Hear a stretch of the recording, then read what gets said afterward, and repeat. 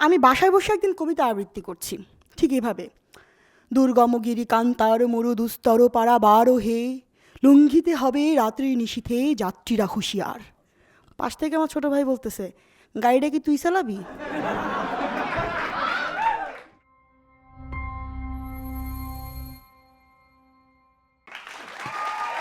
তো কী অবস্থা সবার?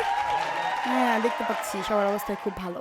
তো আমাকে তো যারা চেনেন তারা তো জানেন যে আমি আসলে বহু প্রতিভার অধিকারী।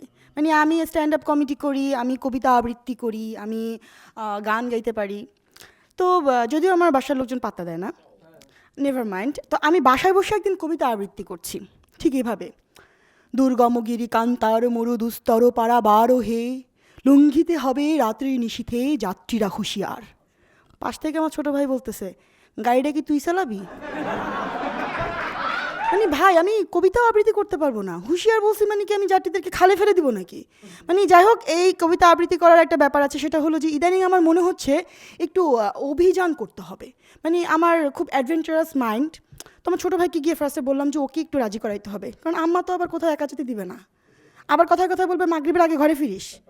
সো ছোটো ভাইকে ম্যানেজ করতে হবে। ছোটো ভাইকে গিয়ে বললাম যে শোন অন্তর, অভিযান করতে হবে, আর অভিযানের পথ কিন্তু বন্ধুর। এটা শুনে আমার ভাই বলতেছে, ও বন্ধুর পথ, তাহলে তো মজাই হবে, বন্ধুর সাথে গল্প করতে করতে অভিযান করা যাবে। তা আমি বললাম, ভাই তোরা এই যে জেনজি প্রজন্ম, তোরা কিন্তু বাংলা শব্দের মিনিও জানোস না। এই বন্ধুর মানে সেই বন্ধুর না, এই বন্ধুর মানে উঁচু নিচু পাহাড়ি খাদওয়ালা, মানে মানে খুব খারাপ রাস্তা। এটা শুনে অন্তর বলতেছে, তাইলে তো আমার অভিযানে যাওয়া হবে না। আমি কেন? জুতাটা নতুন কিনছি, সিরা যাইব। মানে জেনজি প্রজন্মটা বুঝতে পারছেন তো ব্যাপারটা, যে ওদের মানে আমি ব্লেম করছি না, তোমাদের উচিত আসলে একটু বাংলা ডিকশনারিগুলো একটু সার্চ করা। তো যাই হোক, যেভাবে সেই কাজ, অভিযান করতে হবে। তো চিন্তা করলাম বাসা দিয়ে শুরু করি। প্রচুর তেলাপোকা, তেলাপোকা মারতে হবে। চলে গেলাম তেলাপোকা মারা ওষুধ কেনার জন্য মামার কাছে। যাই দেখতেছি মামা তো খুব কনফিডেন্ট, সে বলতেছে যে আমার কাছে ওষুধ নেন মামা, জায়গায় খাইবো জায়গায় ব্রেক। তো মামার কনফিডেন্স দেখে আমি বললাম, মামা কাজ হবে তো? আবার কন কাজ হইবে না, মানে মোর দুইটা বউ মরে গেছে ওষুধ খাইয়া। মানে তো ভালো, এবার ওই অভিযান হলো। এবার চিন্তা করলাম যে না, ঘরে বসে থাকলে হবে না, আমাকে আরও বাহিরে যাইতে হবে, দেখতে হবে পৃথিবীটাকে ঘুরে ফিরে। গেলাম আপার বাসায়, দুলাভাইকে গিয়ে বললাম, দুলাভাই অভিযান করতে হবে। গেল বাজারে যাই, বাজার করে যাই। বাজার থেকে ফিরছি, রিক্সায় বসে দুলাভাইকে বলছি, দুলাভাই চিন্তা করছি এভারেস্টে যাব। তো দুলাভাই আমাকে বলছে, তুমি যে এভারেস্টে যাবা, তুমি কি জানো এভারেস্টের উচ্চতা কত? আমাকে হ্যাঁ অবশ্যই জানি, না জানি তো আর এভারেস্টে যাবো না। ৮,৮৪৯ মিটার। তুমি কি জানো বাংলাদেশ থেকে প্রথম কোন মাতারি গেছিলে এভারেস্টে? আমাকে হ্যাঁ, নিশাদ মজুমদার। সবই তো জানো, এখন এই পাঁচতলায় এই ব্যাগ বস্কা লইয়া উপরে ওঠো। মানে আমি অবাক, আমি বললাম যে এভারেস্টে যাওয়ার সাথে এই ব্যাগ বস্কা নিয়ে পাঁচতলায় ওঠার সম্পর্ক কি?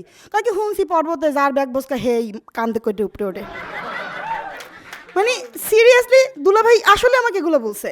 তারপর চিন্তা করলাম যে না, এভারেস্ট এভারেস্ট আমার দিয়ে হবে না, কারণ মানে নিজেকে নিয়েই তো উঠতে পারি না, আবার ব্যাগ। তো চিন্তা করলাম যে না, আমাকে আগ্নেয়গিরি দেখতে হবে। তো দুলাভাইকে গিয়ে বললাম, দুলাভাই ডিসিশন ক্যান্সেল, আগ্নেয়গিরিতে যাবো। বলছে কোন আগ্নেয়গিরিতে যাবা? জীবন্ত, সুপ্ত না মৃত? আমি বললাম যে আসলে জীবন্ত আগ্নেয়গিরি দুলাভাই আমার ভয় লাগে, আর মৃত আগ্নেয়গিরি দেখে তো কোনো লাভ নাই, অ্যাডভেঞ্চার নাই। বেটার আমি জাপানের ফুজিতে যাব ঘুমন্ত আগ্নেয়গিরি দেখতে। অত দূর যাবা পাসপোর্ট মাসপোর্ট করিয়া, তোমার আপায় ঘুমাইতে আছে, হ্যাঁ যে দেখিয়াও। মানে মানে যার যেখানে ব্যথা আর কি। তো যাই হোক, আমার ওইটা ডিসিশনও ক্যান্সেল। এরপরে গেলাম আমার ছোটো ভাইয়ের কাছে আবার পুনরায়, গিয়ে বললাম, অন্তর চল আমরা আসলে অভিযানটা করি, আমাদের করা উচিত। তো অন্তর বললো যে চলো এই আমরা দেশ থেকেই শুরু করি। তো আমরা গেলাম কেওক্রাডাঙে। তো গিয়ে দেখছি এক লোক কেওক্রাডাং বেয়ে উপরে না উঠে নিচে বসে মাটি খুঁড়তেছে।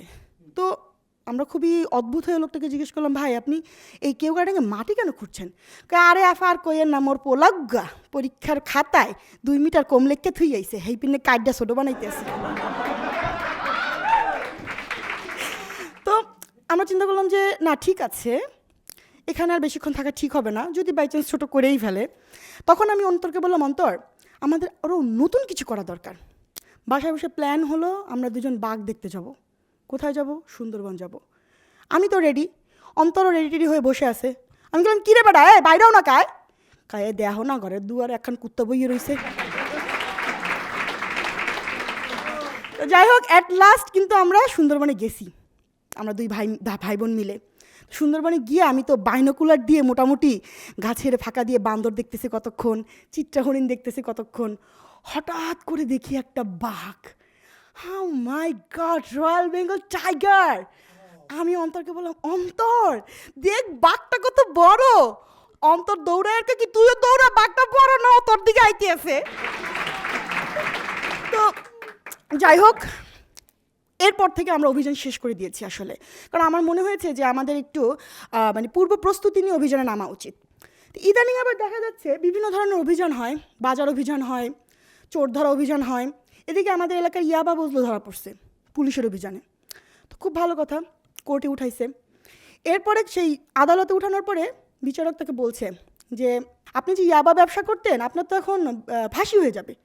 এই কথা শুনে বলছে, স্যার ফাঁসি দিলে দিয়ে দেন। আপনার কি কোনো শেষ ইচ্ছা আছে? হ্যাঁ, ওই মুই মোর বউর হাতে একটু রান্না খাইতে চাই।